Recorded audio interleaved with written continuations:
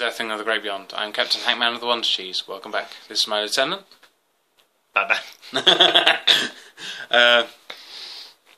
Let's talk about future. What the future can hold. We've come up with the idea about sort of what would happen if the zombie apocalypse came across. So, where do you think the zombie apocalypse will start? In a good few years yet, if it does happen. So, what do you think is going to cause the zombies to start? What do you think? Like, is it going to be like a T virus? Do you think it's going to be like just Resident Evil style? You mean? Yeah, sort of. Yeah. So like some sort of virus from North Korea or somewhere like that. Yeah. So someone's decided. So we have like sort of viruses, like a normal antibiotic or something, just a normal virus that every day is dealt with. Most companies nowadays have multiple strains of the AIDS virus, which is now helping to cure cancer. But obviously, there's multiple viruses out there that people are meddling with, like for example the Spanish flu and stuff like that. So one of those things, which has like genetic changes to it, that could cost. But if it's injected with someone, that could cost. What is it? How do you think it will start? Would you think it's airborne, or do you think it's going to be like start off with human contact, or start mostly with human contact and then it gets passed one on to the other?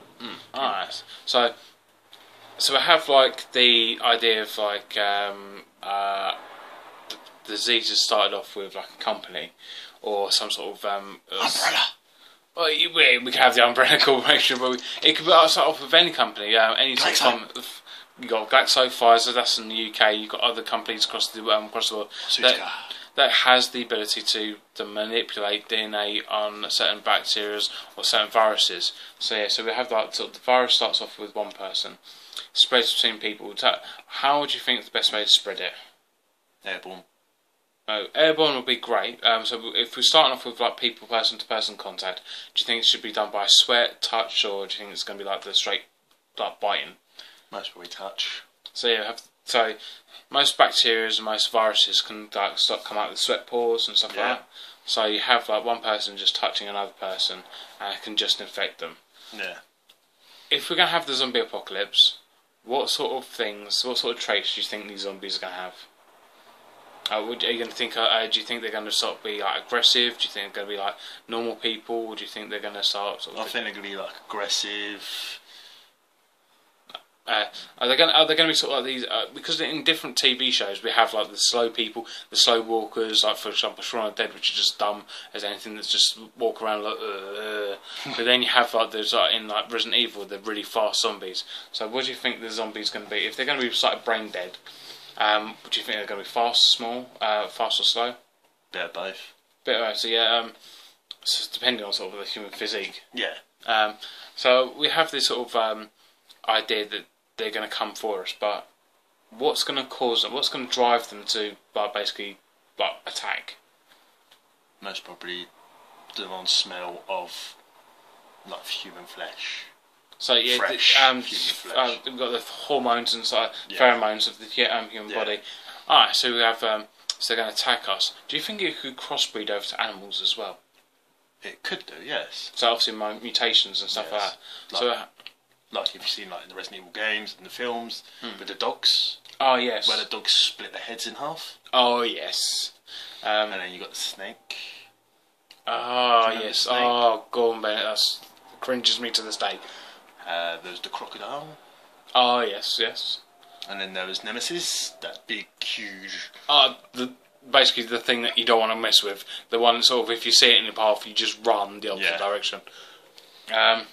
I think so. In the Resident Evil films, they actually show sort of like, or the games, they actually show monsters and all that sort of stuff that look like quite beefy and quite massive because of the genetic manipulation of the human body.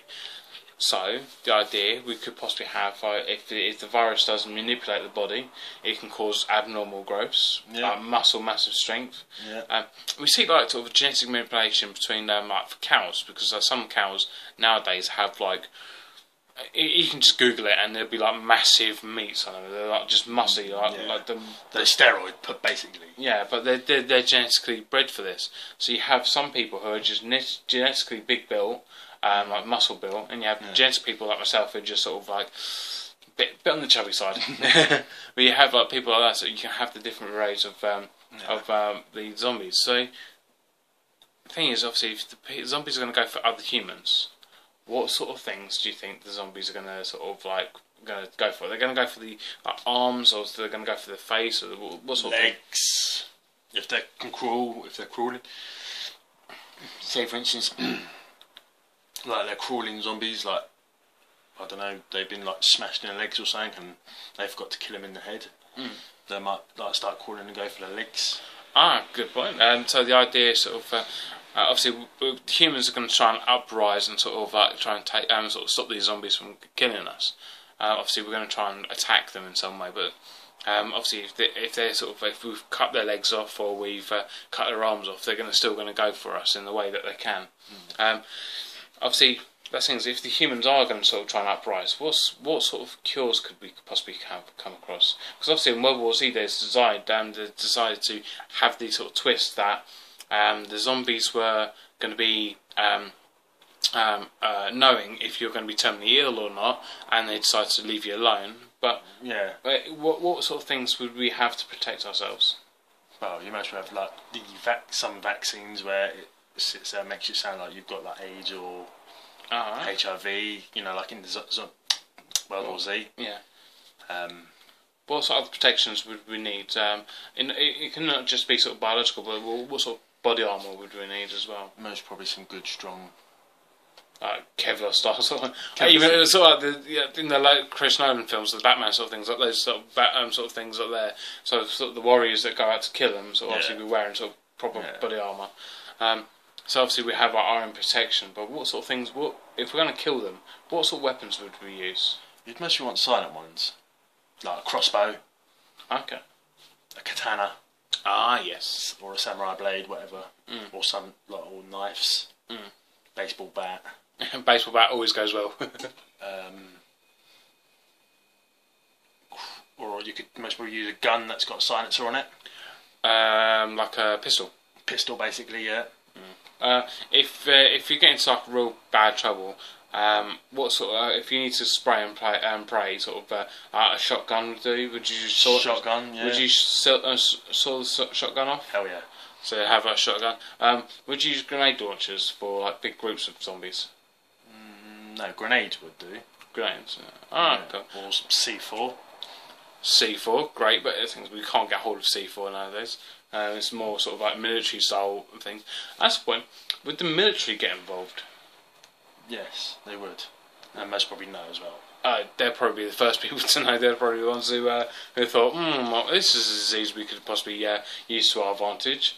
Yeah. So we have the sort of all these sort of groups of people. But once the zombies sort of do take over the world, would we have collectives of people or groups of people that would protect themselves, or would we have like something like a city or something that we buried away from them? We'd most probably like every like in The Walking Dead, where they've all gone like as groups, like small individual groups. Okay. Like most probably no more than 15. Oh, okay. So it's like each for themselves sort of thing. Yeah. So obviously each group would have to have a leader, sort of overall leader, to say this is what we're going to do, and obviously you have the fighters and you have the people who are sort of like the food run people, yes. The water run people, the petrol run people if their car's still working. What else? You must have a couple of people that change shifts to do the night watch and day watch. Good point. Obviously, these zombies are going to be sort of looking at things that we're going to look. They're going to try to attack these small groups. So we'll obviously have the fast walkers, the slow walkers, and obviously the crawlers and stuff like that. Yeah. Question is, in the Resident Evil film, the original Resident Evil film, they come up with the idea that sort of the dead people, that people already dead, would be able to rise again. If person was infected, would you kill them straight off? Would you sort of like smash their head in or something like that to kill them straight off, or would you let them turn beforehand? I'd shoot them straight away. Straight away, no mercy. No mercy, because then they can infect the others. Yeah, that's a good point. The idea. Would you like to sort of if you had a zombie apocalypse, like say a friend or family member who's bitten and about to turn, and would you shoot them? Would you sort of put them out of misery, or would you let them turn first? Leave me a comment to let me know. Also, I want to sort of think about if these zombies are going to be coming over and taking over the world. What would happen to the governments and stuff like that? Would the all world governments just collapse? Yes, I think they would. They couldn't handle it. Yeah, all people. Like in The Walking Dead. Mm. There is no such. There's no universal sort of collective of people that's going to be running the countries. No. Obviously, zombies going to eventually overrun us. But if you had like where the zombie apocalypse is just starting, would in the original Resident Evil film, they decided to nuke the city, Raccoon City. If you had the opportunity, if you was in high in power and you noticed there's a collection of zombies just starting off, would you nuke it? No. What would you try and do to try and alleviate sort of the problem? I'd kill the infected first. All right, okay. Would you? But if you're in a city, if you've managed to border up a city and say like they can't get out, people who aren't infected, how would you check to see if they aren't infected? Check like bites. Like you could tell if you've seen like in the Walking Dead, Resident Evil films, you can see them having a fever. And if you know. So physical and body actions can contribute to what's going on. Would you quarantine them for a while? Would you quarantine them for an incubation period or something like that? What? Why we could try to find a cure for them? We could do, yes. Obviously, if any of them got out, instant like bang straight away. Yeah. There's no hope for them. Yeah. Obviously, there's a lot of zombie films coming out. The zombie films originally started off with, and then the word zombie never actually came up with it. It was all sort of about the Walking Dead sort of thing. And zombies is only a relatively recent word they're going to be using. But you got things like Shaun of the Dead, who gives it a more comical look on it. But you've got other films, Resident Evil, World War Z, even Priest has like the idea of Priest and stuff like I Am Legend. I Am Legend, sort of like the zombie sort of effect. I find I Am Legend quite intriguing when it comes down to zombies because they're more like half zombie, half vampire sort of things. Yeah. So those sort of like, but that's obviously New York being completely wiped out because of these things. Yeah. So the idea of sort of the zombies is going to be sort of like the idea of one person trying to create the cure. Wouldn't it be sort of the idea that sort of if you had one person who could create the cure, one person who had all the ability to do it, would you protect them or would you put them right in the middle of it? If you had the scientist or the person who could do it. I'd put them in the middle of it, but like with like a group of them. Like say they've had guards and stuff. So you have like a facility or something like that. Yeah. That'd be absolutely fantastic. Obviously, you need to be right close to the epicentre of where the mutation starts off. And obviously, with all mutations, if you have the original source, you can then create something that's going to protect all the outbreaks of the other mutations that's happened from it. So that's pretty good. So let's have a discussion in the comments. Sort of, what would you think of the world of zombie apocalypse is going to be like? And just leave us a comment, leave us a like, and subscribe if you want to. Thanks so much.